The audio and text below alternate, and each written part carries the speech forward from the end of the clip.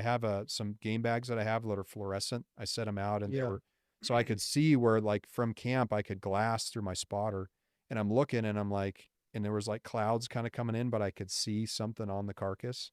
Sure enough, there's a grizzly bear on the carcass last day. So I'm like, oh, this ought to be fun.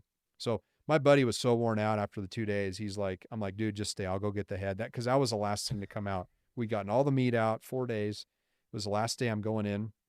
And there's this giant grizzly bear just tearing the carcass apart. Like, cause I did what's called a gutless method where you leave Yeah. all the Yeah. guts Yep. inside, but just take all the meat, cut the rib meat out. I did a rib roll. So I took all the rib meat, but just terrorizing this carcass. And I get to probably like 200 yards and I've just got my 10 millimeter with me. I didn't take my bow. I had my pack and I just start yelling at it like, hey bear, like kind of what you're supposed to do. Hey bear, turns around, looks at me and its, face is just bloody. It had, meat in its mouth and it just kind of looks at me and it just clenches its jaw, just like one of those, just, how they Cracks. do that. Mm-hmm.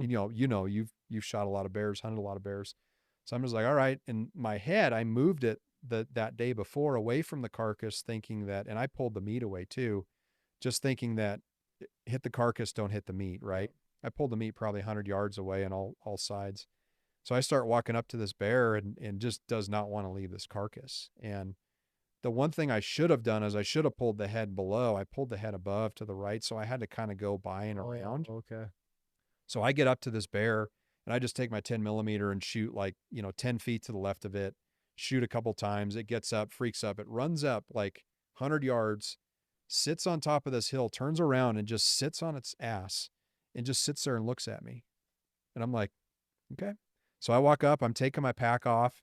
I lay my pack down. I take the head, I strap it in. I had paracord And tied you're all over. doing this without taking your eyes off this bear And because they I'm can cover some literally ground. watching. I mean, probably would take 5 seconds and would be like on me. Like, So you cannot look down. no, I'm like sitting there. And every time I had like a buckle, I'd look down, I'd buckle it, I'd cinch. And I had paracord. I was tying paracord on it. So I'd have kind of like, like something to hold because those moose heads are just, I mean, it's that head weighs with the skull 80 to 100 pounds, right? Mm-hmm.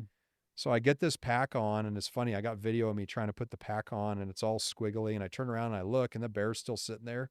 I start walking off, and immediately as I'm walking back, I turn around and I look, comes right walking back down, right back to the carcass. Didn't even care, and just started hammering that carcass again.